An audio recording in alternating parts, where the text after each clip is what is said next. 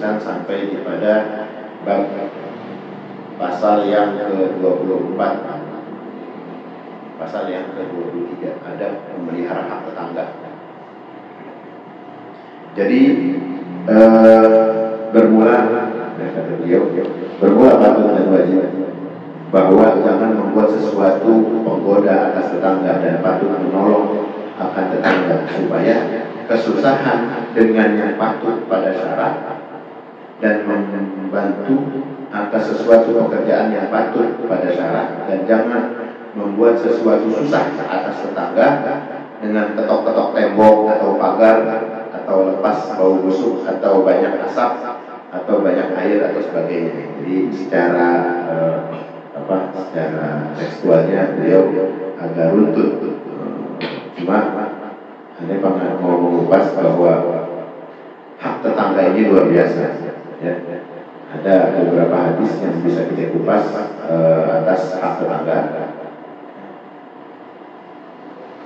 Rasulullah SAW pernah bersabda bahwa yang namanya tetangga ini seperti keluarga yang betul-betul punya hak. Ya.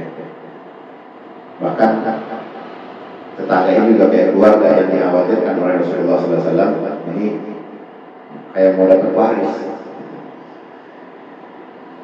Diriwayatkan oleh hadis Bukhari, Aisyah radhiyallahu anha, Nabi sallallahu alaihi wasallam qala ma zala yusi Jibril bil jari hatta walantu annahu sayurithu.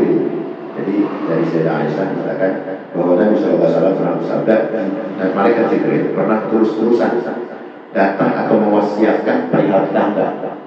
Ini sampai hingga aku menyangka bahwa tetangga ini mau dapat hak waris gitu. Jadi saking tetangga itu harus dijaga, harus dirawat hak-haknya dia. Tetangga juga salah satunya harus dijaga keamanannya. Karena taruhan daripada kita menjaga tetangga ini, Rasulullah SAW ini menyebutkan bahwa seorang muslim itu dengan taruhannya dengan iman. Bagaimana di dalam hadis Rasulullah SAW bersabda, wallahi la yu'minu, wallahi la yu'minu, wallahi la yu'minu. Qila, wa man ya Rasulullah? Qala alladziina la ya'manu jaruhu biwa'iqahu. Hadis riwayat Bukhari Muslim. Jadi Nabi berkata, demi Allah bersumpah, ya wallahi, Nabi sampai bersumpah, demi Allah, tidak sempurna. Sampai 3 kali tidak sempurna iman seseorang. Dulu ditanya, siapa yang tidak sempurna? Ya. Katakan, beliau bersabda, seorang yang tetangganya tidak merasa aman atas kesejahteraan. Bayangkan, sampai taruhan kesejahteraan tetangga itu menjadi kesempurnaan iman. Jadi sejahteraannya itu juga perlu diperhatikan. Kalau kita lagi senang-senang tetangga nggak tahu tetangga, ya ini Masya Allah. Makanya zaman akhir ini kan bedanya sama zaman dulu. Zaman sekarang, kalau orang tinggal di perumahan, di apartemen atau di komplek lah, itu kayaknya jaraknya jauh, padahal dekat nempel. Entah kenapa suasana begitu. Kalau zaman dulu halamannya jauh, luas banget. Tapi apa tetangga?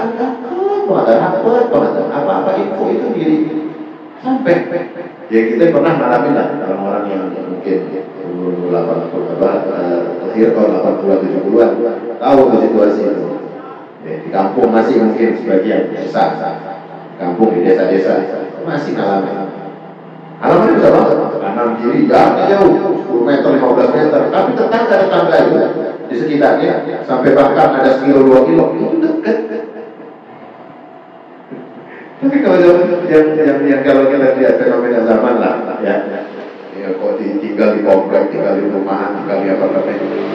Nah, tetangga padahal dempet, depan gedung aja tembok aja kedengeran, tok. Enggak kenal. Siapa itu? Tahu sih kayaknya orang Cina, orang Jepang.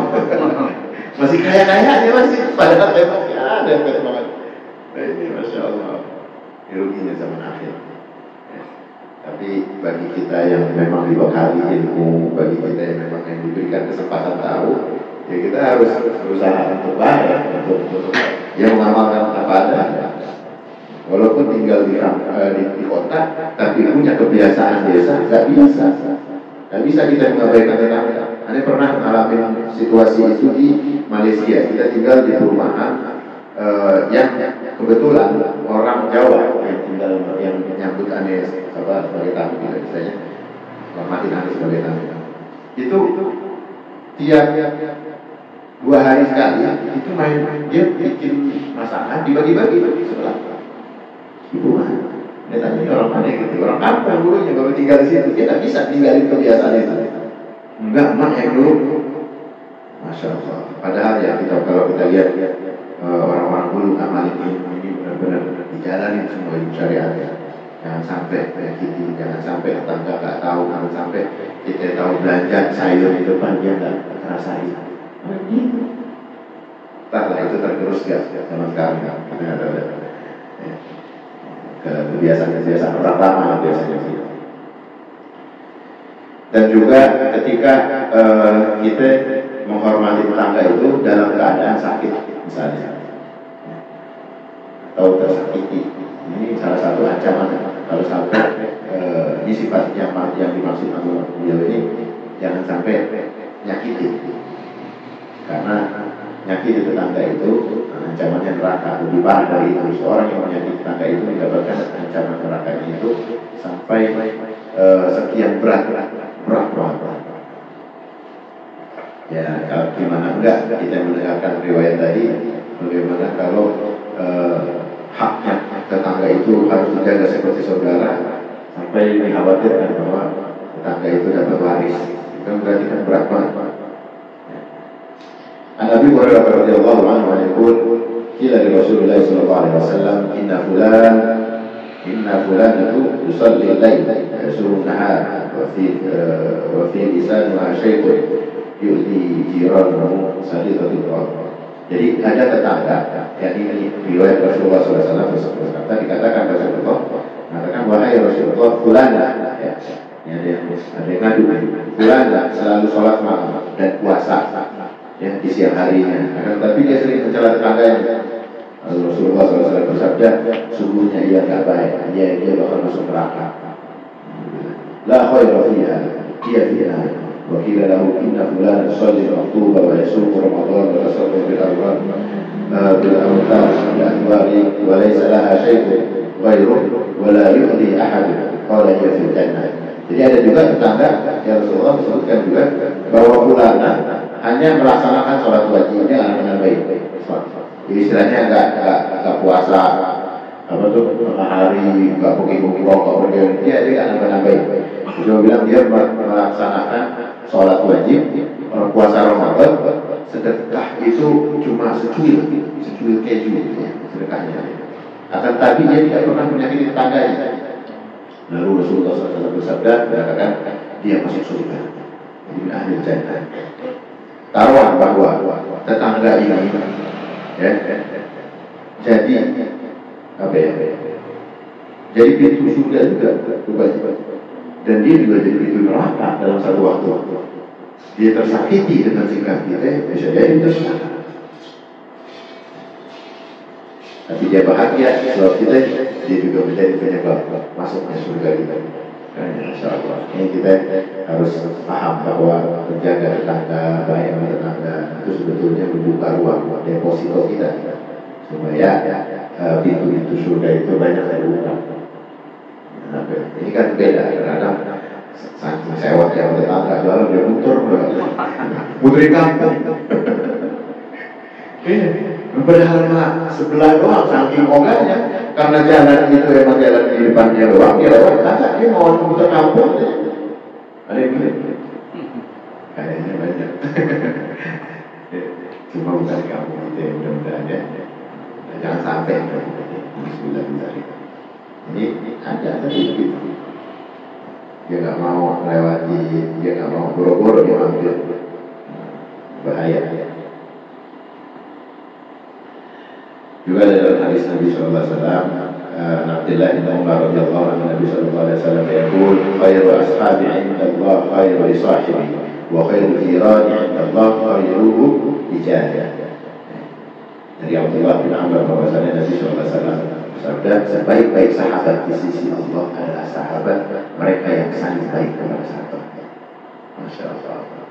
Jadi ada kiat bahwa sahabat dengan jar atau dengan tetangga itu hampir disamakan sama. Walaupun sahabat ini tidak tinggal di sebelah kita, tapi dia adalah tetangga di hati kita. Itulah sama-sama. Lalu Rasulullah juga mengatakan, dan sebaik-baik tetangga di sisi Allah adalah mereka yang paling baik kepada tetangganya. Ini dijadikan barometer benar. Sebaik-baik tetangga, ini yang baik sama tetangga. Sebaik-baik teman, yang baik sama temannya. Jadi mudah-mudahan kita betul-betul pengen berubah. Jadi aset kita banyak betul, teman kita banyak, tetangga kita cuma dikit, dia cuma 2 ya, tetangga berapa sih? Ya ada 3-4 yang lain. Mungkin tetangga jarang ketemu, cuma ada 2-3 yang sering ketemu. Ya nggak benar. Apa lagi? Di pintu surga kita. Tapi kalau tetangga kita juga dikit, kita pengen dapat pintu yang banyak. Baik teman-teman kita. Sebenarnya banyak virus ini. Kita senyum sama dia, kita ramah sama dia, kita basa-basi aja kira-kira dia. Pahala itu. Pahala. Insyaallah. Nah, itu surga kelihatan aja. Nggak usah jauh-jauh kanan kiri kita. Kalau emang teman lu sama lu yang dekat sewa, tanda-tanda. Itu neraka lu tertembak juga. Lama teman jahat. Lama teman jahat. Nipu, nyakitin, bohongin, zolimin. Itu kan alhamdulillah. Ya, itulah bukti bahwa ilmu ini punya ruang untuk kita manfaat. Tapi ketika kita manfaatin yang lain, istilahnya yang dituju juga nggak nyambut, nggak apa-apa. Masih banyak ruangan yang lain. Yang kiri kita yang masih bisa dalam kontak kita hubungi, itu masih punya ruang. Itu apa? Itu surga.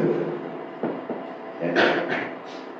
Juga dalam hadis Rasulullah SAW bersabda, "Idza tabihat mar'ah, ya mar'atu wahid, ta'tal ma'uha." Wada'ahat jironika, diriwayatkan oleh Imam Muslim. Jadi kalau kita masak kuah, banyak kuahnya, banyakin kuahnya, banyakin airnya, sampai bisa dikasih ke tetangga. Tetangga juga bakal tahu nih, ini romannya kuahnya banjiran nanti. Oh dia lagi kurang dagingnya, ada dagingnya cuma leteran doang. Besok kalau dia pas punya, dikasih daging. Itu kan masya Allah, dari berlaku. Ya mungkin istilahnya ada kesia-siaan. Dan Sayyidah Aisyah radhiyallahu anha juga mengatakan, "Qultu ya Rasulullah, inna li jaraini fa ila ayyihima uhdi?"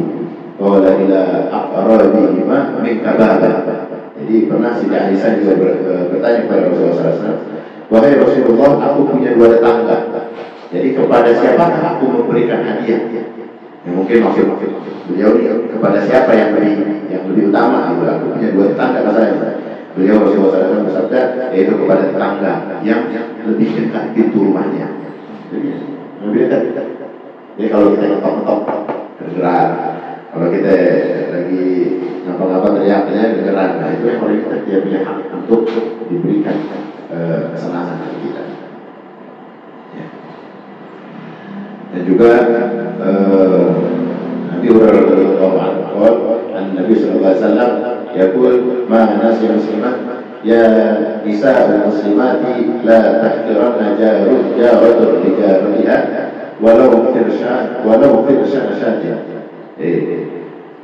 Rasulullah SAW bersabda, "Wahai perempuan-perempuan muslimah, janganlah seorang tetangga itu meremehkan hadiah tetangganya meskipun hanya berupa ujung kaki kambing. Jangan pernah remehin. Dia kata dia ngasih kuah, ngasih buku kambing itu di ujung kakinya loh. Ini apaan gitu? Gue dikasih buku kambing, gila banget. Jangan remehin. Bisa jadi itu karena dia pengen banget hormatin. Bisa jadi dia cuma kedapatan tulangnya, yang ujungnya yang enaknya itu berhenti. Ini wasiat daripada dia, jangan sampai kita meremehkan pemberian tetangga walaupun hanya seujung kuku kambing. Dan jangan juga kita meremehin kebaikan yang lain. Abi Dzar berkata, kalau Rasulullah sallallahu alaihi wasallam la ta'diranna minal ma'ruf syai'an walau an talqa akhaka biwajhin khalqin. Jadi Abu Dzar juga berkata bahwa Rasulullah SAW bersabda, sungguhnya ya, jangan sampai kita memandang rendah satu kebaikan sekecil kebaikan itu. Apa? Meski kamu sekedar bertemu saudara dengan wajah yang berseri-seri. Coba. Berarti kan jurusnya banyak. Kayak punya duit, nanti senyum aja sama teman, sama tetangga. Jiran kita dia, masya Allah. Haji Mansur baik banget. Kelihatannya baik, padahal dia lewat senyum. Wah, kabar Pak. Sehat. Orang itu disenyumin sama hatinya, lu ngerasa baik. Coba dia lewat. Dia nggak pernah ngasih sesuatu. Ada sering banget di kampung. Kalau ngelewatin rumah itu mesti dia open banget. Ajar banget mukanya. Ya, bukan tetangga, agak jauh. Tapi kalau kita lewat karena dia sering mungkin ngelihat kita ya di depan ya, mungkin kita ceramah atau mungkin kita lagi khotib, dia senyumnya luar biasa berkah. Itu batin kita, pandang dia baik sedunia. Karena senyumnya itu dia langsung, ya Allah Pak Haji, Pak Ustaz. Itu. Berarti apa ya? Berarti hanya dengan senyuman berseri-seri ya, membawa kebaikan yang luar biasa. Ini wasiat dari Rasulullah sallallahu alaihi wasallam. Hanya cobalah kita belajar, jangan jauh-jauh dah. Itu surga kita banyak anak kita. Gitu. Nanti di surga kan banyak kan? Salah satunya apa ya? Hormat tetangga. Jaga tetangga sedemikian mungkin, walau hanya dengan wajah yang berseri-seri. Gua nggak pernah bagi lu walaupun gua ujung kuku. Gua mau kasih senyum aja dah. Wah, mau kemana Pak? Masya Allah, sehat mas ya. Gitu, seneng dia. Padahal dia sakit, kita tahu. Jalan. Cuma seneng orang gitu. Banyak umur Pak ya, sehat terus, sama panjang amal, ibadahnya banyak. Iya. Dia sambil senyum aja. Masya Allah, merekah malah balik. Hatinya berbunga-bunga. Itu khalis surur bi qalbil mu'min al-barakah. Barakah itu ziyadatul khair. Masukin hati kebahagiaan dalam setiap muslim, menambahkan kebaikan-kebaikan yang mengancamkan. Itu luar biasa. Tidak senyum. Apalagi yang lagi. Apalagi yang kasih. Berbeda lagi. Pahalanya makin masya Allah. Ya pintu surga makin terbuka lah. Makin lebar dengan senyuman, ditambah lagi dengan pemberian, ditambah lagi dengan kenikmatan dari pemberian itu. Jadi berinya benar-benar masih yang enak, masih yang mahal, masih yang benar-benar niat. Minum air, kita pikir minum air aja, kita kasih air yang nikmat itu dari Zam-Zam, walaupun gelas kecil kita kasih, atau walaupun dari bungkus kecil. Jangan ngarepi tetangga mungkin dia lagi usul, gak datang ke kita ya, habis pulang umroh misalnya. Bisa jadi dia lagi usul, datangin kita bungkusin gelas, kita kunjungi dia. Dekat banget 3 rumah, masa kita lagi datangin, jangan datangin. Gitu. Ucapkan syukur. Bayangkan ketika cahaya syukur itu masuk ke dalam jiwanya, bahwa air yang disampaikan itu sampai ke raganya, ngademin hatinya, dan dijadikan saksi kelak di hadapan Allah untuk dibawa ibadah. Hanya seteguk air. Coba. Apalagi air Zam-Zam, apalagi entah. Apalagi nggak boleh kan? Ya apalagi ayam goreng gitu.